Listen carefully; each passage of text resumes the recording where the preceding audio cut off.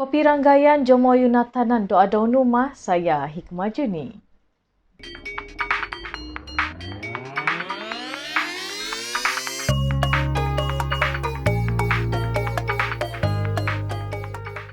Sabah mempunyai kuasa autonomi dalam Akta Imigresen.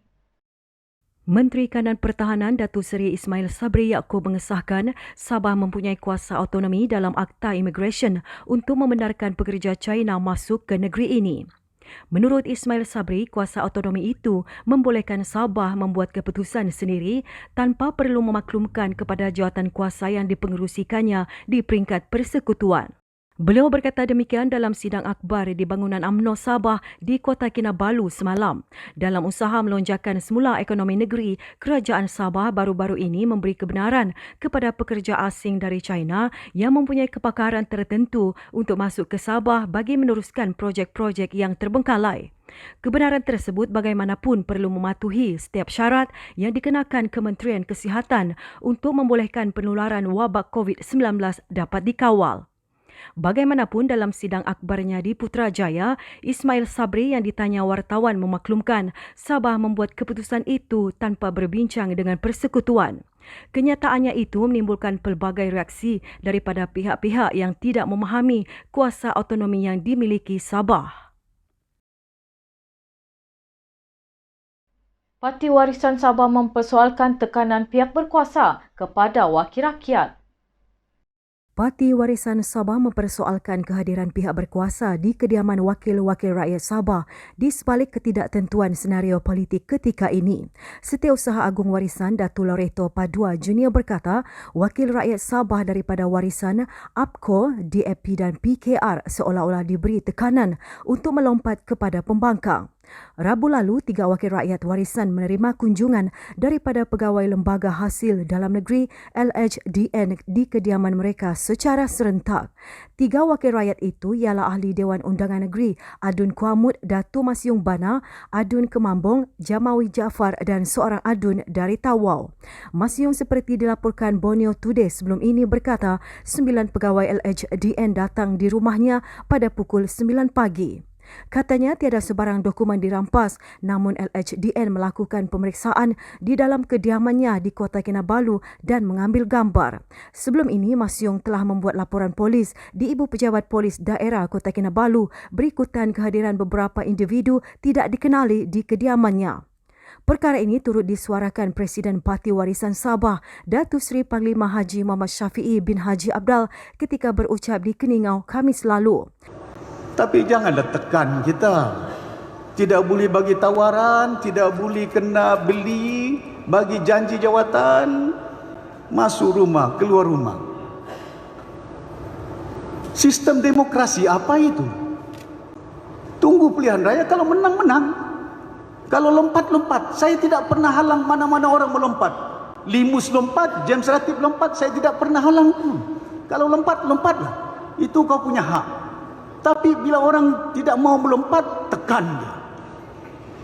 Income tax datang, masuk penjara, masuk jail. Macam dulu saya. Kamu ingat dulu pilihan raya lalu? Tidak mau lompat.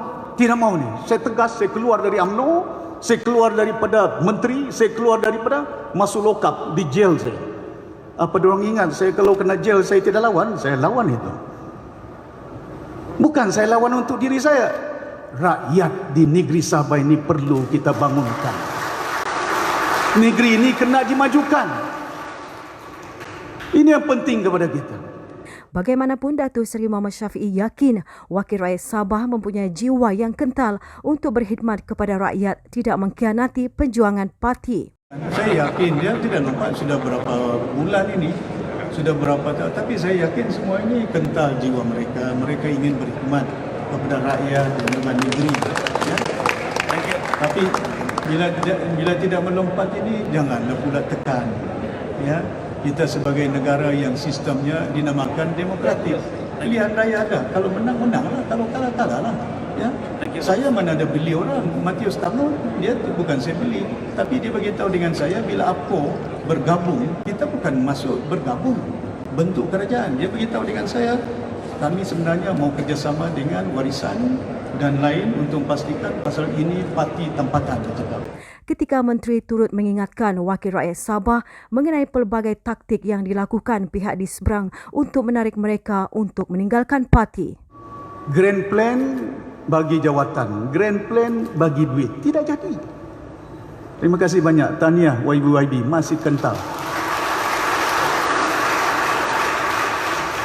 Sekarang bukan main telefon, tidak apa viral antara sama orang si Musa itu, viral dia.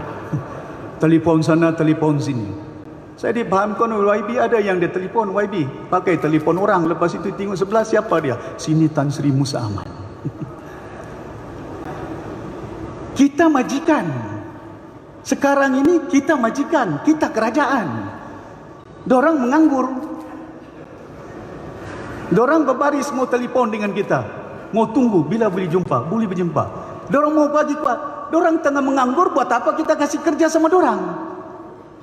Betul tak? Kerajaan Perikatan Nasional PN melakukan apa sahaja untuk memberi pengajaran kepada Sabah kerana kerajaan negeri tidak menyokong PN. Terbaharu sambutan Hari Malaysia 2020 pada 16 September depan diadakan di Sibu, Sarawak seperti dimaklumkan Menteri Komunikasi dan Multimedia Datuk Saifuddin Abdullah. Jika mengikut kepada penggiliran yang diamalkan, sambutan Hari Malaysia sepatutnya diadakan di Sabah selepas Sarawak menjadi tuan rumah tahun lalu. Sabah adalah tuan rumah sambutan Hari Malaysia pada 2018. Tahun lalu, sambutan Hari Malaysia di Stadium Perpaduan Kuching dihadiri bekas Perdana Menteri Tun Dr. Mahathir Mohamad, Ketua Menteri Datuk Seri Panglima Haji Muhammad Syafiee bin Haji Abdal dan Ketua Menteri Sarawak Datuk Patinggi Abang Johari Tun Openg. Bagaimanapun politik nampaknya menjadi keutamaan kerajaan Muhyiddin ketika ini sehingga Sabah dihukum daripada menjadi tuan rumah sambutan itu. Jarang berlaku sambutan di satu negeri untuk Hari Malaysia ni dibuat 2 tahun berturut-turut. Jadi ini sejarah juga ni pada tahun ini. Masalah orang asal Sabah yang tidak mempunyai kad pengenalan sudah berlanjutan sejak sekian lama dan perlu diberi perhatian oleh Kerajaan Persekutuan melalui Kementerian Dalam Negeri. Ahli Dewan Undangan Negeri Tanjung Kapur Bencong berkata, masalah itu mendatangkan kesukaran kepada golongan berkenaan apabila hendak berurusan di hospital maupun agensi kerajaan. Katanya dalam kes terbaru, sepasang suami isteri berdepan kesukaran menjelaskan bayaran bil hospital yang mencecah lebih RM4,000 disebabkan mereka tiada kad pengenalan.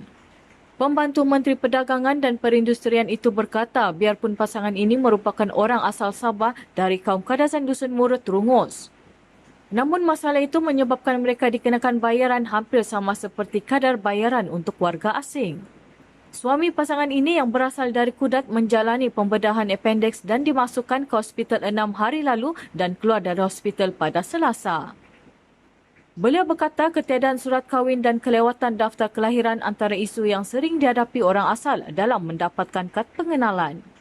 Sehubungan dengan itu, usaha membantu mereka mendapatkan dokumen berkenaan perlu dilakukan kerana mereka rakyat tempatan Sabah. Jika tidak dibantu, keturunan mereka sehingga generasi seterusnya akan berdepan masalah. Kerajaan Persekutuan diminta membantu menangani masalah air yang dihadapi penduduk Labuan. Ahli Parlimen Labuan, Datuk Rosman Isli berkata, berdasarkan maklumat, Labuan akan berhadapan dengan isu air dalam jangka masa yang lama. Katanya peruntukan RM100 juta yang diluluskan 2 tahun lalu untuk mengganti paip lama di Labuan hanyalah 10% daripada RM1 bilion yang diperlukan untuk menaik taraf keseluruhan paip lama di pulau berkenaan. Datuk Rosman berkata beliau akan terus menyuarakan masalah ini di Parlimen demi kesejahteraan dan kepentingan penduduk Labuan. Rosman berkata beliau juga berhubung terus dengan ketua jabatan dan agensi lain bagi membantu Jabatan Bekalan Air dalam apa juga bentuk termasuk kewangan untuk menyewa lori tangki. Semalam Borneo Today melaporkan bahawa dianggarkan 85% pengguna di Pulau Bebas Cukai itu termasuk di pusat bandar dan hampir semua 27 kampung mengalami gangguan bekalan air sejak 5 hari lalu. Gangguan itu kecuali di zon perindustrian berpunca kebocoran paip pam utama berdiameter 800 meter dari tangki penerima Pulau Eno ke loji rawatan air ke Jalan Kolam.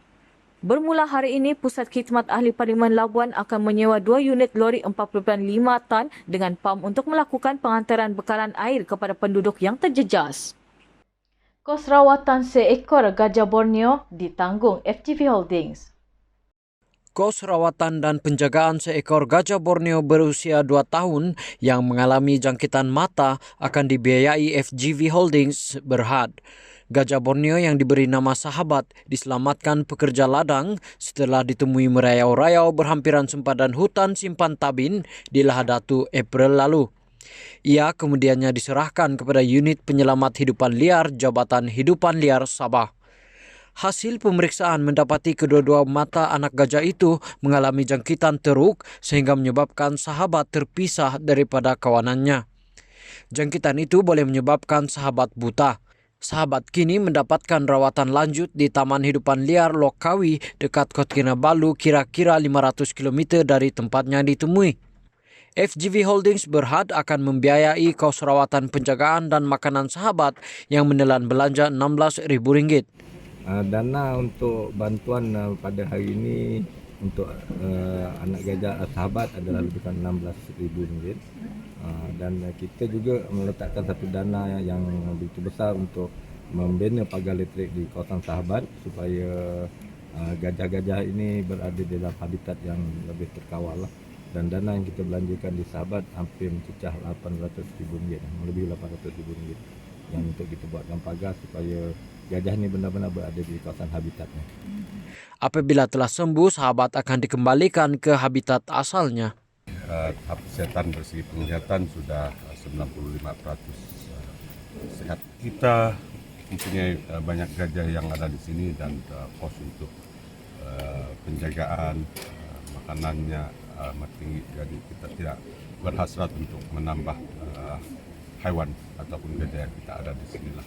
Kalau boleh kita akan kembalikan dia ke habitat asalnya bersama kumpulan.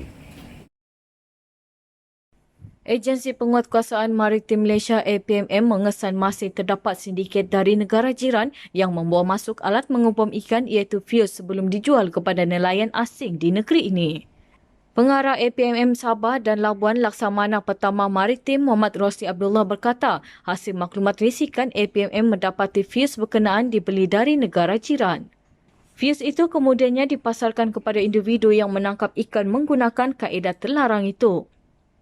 Menurut Muhammad Rosli, ada individu yang terlibat dalam sindiket itu telah ditahan mengikut Akta Pencegahan Jenayah 1959. Namun aktiviti bom ikan masih berlaku kerana ada permintaan terhadap bahan itu. Muhammad Rosli juga tidak menolak kemungkinan fuse yang digunakan untuk mengubam ikan juga boleh diperoleh di pasaran tempatan. Ini memandangkan kos keseluruhan untuk menghasilkan bom ikan hanya sekitar RM20. Selain fuse, bahan lain yang digunakan untuk menghasilkan bom ikan termasuk botol dan baja atau amonia. Katanya setakat Mei lalu, APMM merekodkan 9 kes aktiviti bom ikan manakala 10 kes direkodkan tahun lalu. Jelasnya antara kawasan tumpuan aktiviti mengubam ikan ialah di Pulau Gaya selain Pulau Mantanani di Kota Belud.